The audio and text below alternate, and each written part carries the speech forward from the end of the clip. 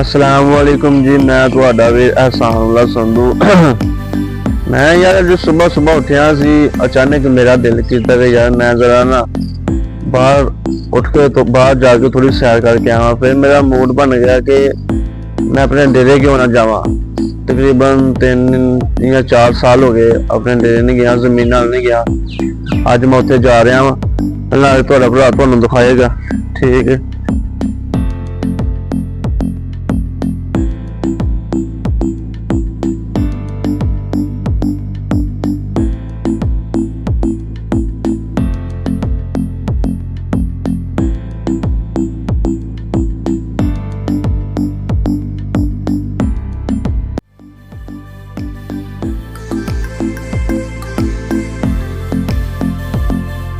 तो भाईजान अस्सी अपने जा रहे हैं डेरे, थोड़ा ही रह गया, आधा किलोमीटर। ठीक है। तो बड़िया पुरानिया यादें जुड़िया हुई वा। ठीक है। उस अपने डेरे ना। ठीक है। काफी देर पहले माल डंगर हुंदा सीगा। ठीक है। तो जमीन सून की खेती बाड़ी वाही शाही करी दी सीगी। वाही शाही तो नहीं करी दी, मैं माल डंगर बेच दिता है सारा ही।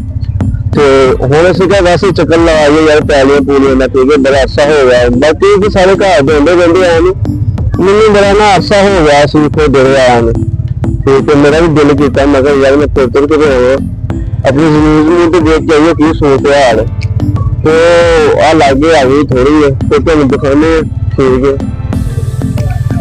ਅਸੀਂ ਆ ਗਏ ਡੇਰੇ ਆਪਣੇ ਤੇ ਤੁਹਾਨੂੰ ਦਿਖਾਉਂਦੇ ਆਪਣੀਆਂ ਪੈਲੀਆਂ। ਠੀਕ ਹੈ। ਇੱਥੇ ਪਹਿਲੇ ਲੱਸੀ ਵੀ ਲਗਾਈ ਸੀਗੀ, ਲੱਸੀ ਤੁਹਾਨੂੰ ਦਿਖਾਉਣੀ ਜਿੱਥੇ ਪਹਿਲੇ ਲਾਈ ਸੀਗੀ, ਤੇ ਆਪਣੀ ਪੈਲੀ ਦਿਖਾਉਣੇ। ਠੀਕ ਹੈ। ਤੇ ਬਾਕੀ ਵੀ ਤੁਹਾਨੂੰ ਨਾਲ ਸਾਰੀਆਂ ਚੀਜ਼ਾਂ ਤੱਕ ਲਗਾਵਾਂਗੇ। ਕੋਈ ਚੀਜ਼ ਨਹੀਂ ਵਗੈਰਾ ਉਗਾਈ ਸਾਡੀ ਜ਼ਮੀਨ ਇਹ ਇੱਥੋਂ ਪੱਲੀ ਸਾਈਡ ਤੇ ਵੀ ਆ, ਉਹ ਸੜਕ ਦੇ ਨਾਲ। ਠੀਕ ਹੈ। ਉੱਥੇ ਵੀ ਜਾਵਾਂਗੇ, ਤੁਹਾਨੂੰ ਦਿਖਾਵਾਂਗੇ, ਲੇਕਿਨ ਇੱਧਰੋਂ ਦੀ ਜਾਣਾ ਬਹੁਤ ਔਖਾ ਵਾ। ਤੇ ਲੇਕਿਨ ਤੁਹਾਨੂੰ ਦੱਸ ਦਿੰਦੇ ਵੀ ਉੱਧਰ ਵੀ ਪੱਲੀ ਸਾਈਡ ਤੇ ਵੀ ਹੈਗੀ ਆ, ਲੇਕਿਨ ਉੱਥੇ ਕੋਈ ਚੀਜ਼ਾਂ ਉਗਾਈਆਂ ਵਾ। ਤੇ ਇਹ ਜਿਹੜੀ ਜ਼ਮੀਨ ਆ ਇੱਥੇ ਕੁਛ ਵੀ ਨਹੀਂ ਹੈ। ਠੀਕ ਹੈ। ਇਹ ਬੰਜਰ ਹੀ ਆ ਫਿਲਹਾਲ। ਬੰਜਰ ਦਾ ਮਤਲਬ ਇਹ ਕੋਈ ਚੀਜ਼ ਉਗਾਈ ਨਹੀਂ ਗੀ। ਤੇ ਪੱਲੀ ਸਾਈਡ ਤੇ ਡੇਰਾ ਵੀ ਹੈ ਸਾਡਾ, ਜਿੱਥੇ ਅਸੀਂ ਮੱਝਾਂ ਡੰਗਰ ਆਲ ਟੂ ਆਲ ਜਿਹੜਾ ਸਾਰਾ ਰੱਖਿਆ ਸੀ ਨਾ, ਡੰਗਰ ਸਾਰੇ ਰੱਖਿਆ ਸੀ, ਉੱਥੇ ਰੱਖਿਆ ਸੀਗੇ। ਡੇਰਾ ਵੀ ਆ, ਬੋਰਡ ਵੀ ਹੈ। ਠੀਕ ਹੈ। ਉਹ ਪੱਲੀ ਸਾਈਡ ਤੇ ਸੜਕ ਤੇ ਉਧਰ ਤੁਹਾਨੂੰ ਪਤਾ ਵਾ ਨਹੀਂ ਜਾਇਆ ਜਾਣਾ। ਨੈਕਸਟ ਵਲੋਗ ਦੇ ਤੁਹਾਨੂੰ ਦਿਖਾਵਾਂਗੇ ਉਧਰੋਂ ਦੀ ਜਾ ਕੇ, ਉੱਤੋਂ ਦੀ ਘੁੰਮ ਕੇ ਜਾ ਕੇ, ਉੱਤੋਂ ਦੀ ਘੁੰਮਣਾ ਪੈਣਾ, ਬਹੁਤ ਜ਼ਿਆਦਾ ਦੂਰ ਜਾਣਾ ਪੈਣਾ, ਉੱਧਰਲੀ ਸਾਈਡ ਤੇ ਜਾਣਾ। ਫਿਲਹਾਲ ਅੱਜ ਵਾਸਤੇ ਇੰਨਾ ਕਾਫੀ। ਠੀਕ ਹੈ। ਮੈਂ ਕਿਹਾ ਭਾਈ ਜਾਨ ਨੂੰ ਘਰ ਬਹਿ ਕੇ ਦਿਖਾ ਰਿਹਾ, ਭਾਈਆਂ ਨੂੰ ਹਰਿਆਲੀ ਵੀ ਦਿਖਾ ਦਈਏ, ਬਾਹਰ ਦਾ ਮਾਹੌਲ ਵੀ ਦਿਖਾ ਦਈਏ। ਠੀਕ ਹੈ। ਬਾਕੀ ਕੋਈ ਨਹੀਂ ਯਾਰ, ਸ਼ੁਕਰ ਅੱਲਾਹ ਪਾਕ ਦਾ ਅਦਾ ਕਰਿਆ ਕਰੋ। ਅਲਹਮਦੁਲਿल्लाह ਹਰ ਹਾਲ ਤੇ ਅਦਾ ਕਰਿਆ ਕਰੋ। ਅੱਲਾਹ ਪਾਕ ਦਾ ਸ਼ੁਕਰ ਅਦਾ ਕਰਨਾ ਚਾਹੀਦਾ। ਠੀਕ ਹੈ। ਤੇ ਮੈਨੂੰ ਬੜੀ ਖੁਸ਼ੀ ਹੋ ਰਹੀ ਆ ਕਿ ਮੈਨੂੰ ਨਹੀਂ ਸੀ ਪਹਿਲੇ ਪਤਾ ਹੈਗਾ ਕਿ ਮਸਨੂਈ ਹੱਥ ਪੈਰ ਵੀ ਲੱਗ ਜਾਂਦੇ ਆ। ਮੈਂ ਬਹੁਤ ਪਰੇਸ਼ਾਨ ਸੀਗਾ ਕਿ ਮੈਂ ਕਿਹਾ ਹੱਥ ਪੈਰ ਵੀ ਡਾਕਟਰਾਂ ਨੇ ਕਿਹਾ ਰਿਮੂਵ ਹੋ ਜਾਣੇ ਆ ਤੇ ਕਰ ਦੇਣੇ ਆ। ਤੇ ਮੈਨੂੰ ਇਹ ਸੀਗਾ ਵੀ ਹੱਥ ਪੈਰ ਰਿਮੂਵ ਹੋ ਜਾਣੇ ਆ ਤੇ ਹੱਥ ਪੈਰ ਨਿਕਲ ਜਾਣੇ। ਤੇ ਉਹ ਮੈਨੂੰ ਬਾਅਦ ਚ ਪਤਾ ਚੱਲਿਆ, ਨਾ ਦੱਸਿਆ ਵੀ ਹੱਥ ਪੈਰ ਮਸਨੂਈ ਹੱਥ ਪੈਰ ਲੱਗ ਜਾਂਦੇ ਆ, ਕੋਈ ਮਸਲਾ ਨਹੀਂ। ਫਿਰ ਅੱਲਾ ਦਾ ਸ਼ੁਕਰ ਆ ਕਿ ਬਿਮਾਰੀ ਤੁਹਾਨੂੰ ਪਤਾ ਜ਼ੋਰ ਸੀਗਾ, ਉਹ ਹੱਥ ਪੈਰ ਰਿਮੂਵ ਹੀ ਕਰਾਉਣੇ ਪਏ। ਉਸ ਤੋਂ ਬਾਅਦ ਕਾਫੀ ਅਰਸਾ ਬਾਅਦ ਹੱਥ ਪੈਰ ਵੀ ਲੱਗ ਗਏ। ਹੁਣ ਟ੍ਰੇਨਿੰਗ ਵੀ ਜਾਰੀ ਆ। ਅੱਲਾ ਦਾ ਸ਼ੁਕਰ ਆ, ਮੈਂ ਖੜ ਲੈਣਾ ਪਈ, ਥੋੜਾ ਚੱਲ ਵੀ ਲੈਣਾ ਵਾ, ਚੱਲ ਰਿਹਾ ਆਸਤਾ ਇਨਸ਼ਾਅੱਲਾ।